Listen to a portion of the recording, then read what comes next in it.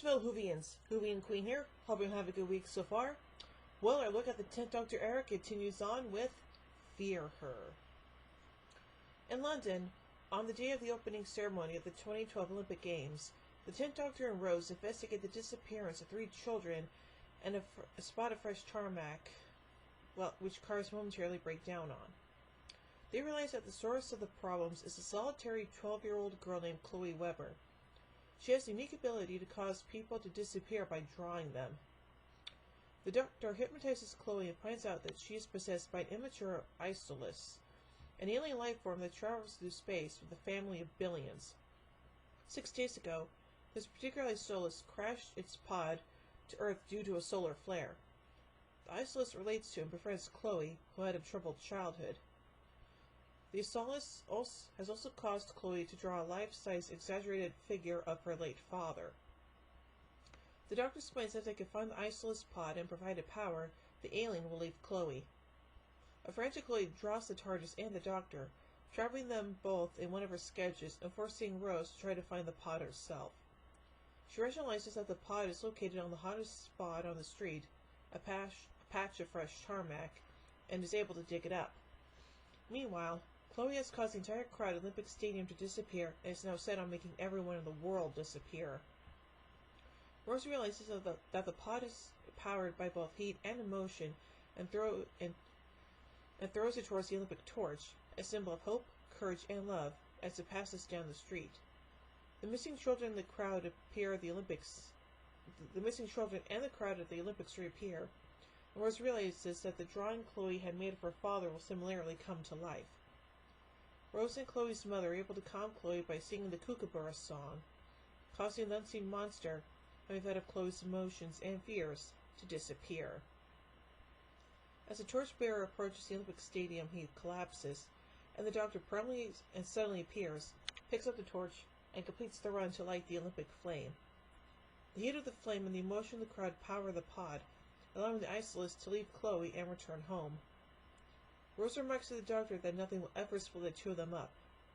The Doctor becomes uneasy and muses that a storm is approaching. So anyway, let's look at the production of this episode, beginning with writing. Fear Her was an overcommissioned episode, which replaced a planned but unproduced script by Stephen Fry. Writer Matthew Graham was told by showrunner Russell T Davies that it was going to be an inexpensive episode and had to take place on a housing estate.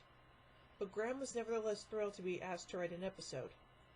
Graham stated in 2011 that they, quote, set out to do right from the start, and, quote, making the episode more aimed at children rather than adults and older Doctor Who fans, as a much darker finale would be broadcast following it.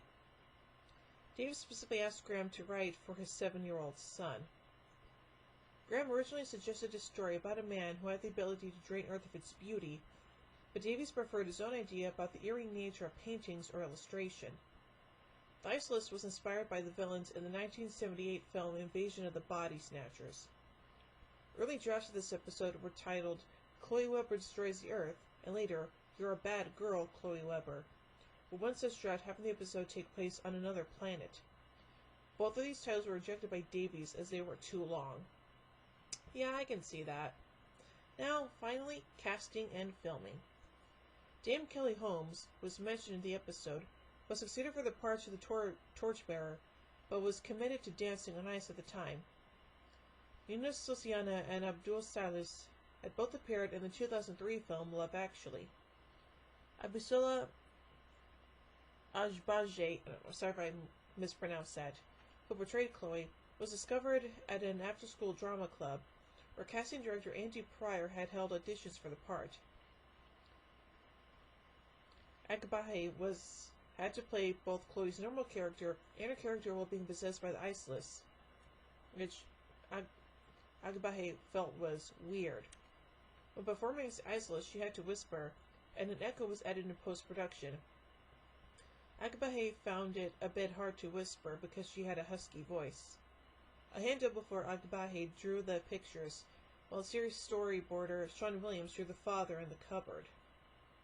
Due to Fry's script being dropped, production of some episodes of the second series had to be rescheduled, with Fear Her being produced alongside The Idiot's Lantern. The majority of the episode, including exterior shots and the interior of Chloe's home, were filmed in the Tramfora area of Cardiff from January 24th to 31st, 2006. On January 27th, the Millennium Stadium in Cardiff was used for the Olympic Stadium. The cold temperatures experienced during filming were explained in the plot as part of the isosceles endothermic nature. Studio work was mainly filmed from February 1st to 4th in Unit Q2, the Doctor Who studio space in Newport. Additional scenes, including the TARDIS's materialization, were filmed in Cardiff on February 6th and 10th. Pickup shots took place at Unit Q2 from February 15th to 23rd. So overall, I say this is a pretty decent episode, and it's definitely a lot better than the previous one that we looked at last week, so there you go. So overall, I give Fear Her 3 sonic screwdrivers out of 5. Well, tune in next week as we take a look at the penultimate episode of Series 2, Army of Ghosts.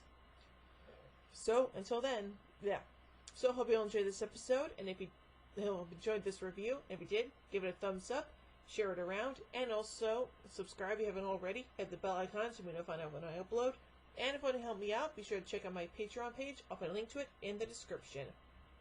So, until then, this is Hooving Queen saying, "Oh my giddy aunt! When I say run, run!" Averse the polarity of the neutron flow. Would you like a jelly baby? Fantastic! Allons-y! Geronimo! Bow ties are cool, fezzes are cool, and Stetsons are cool.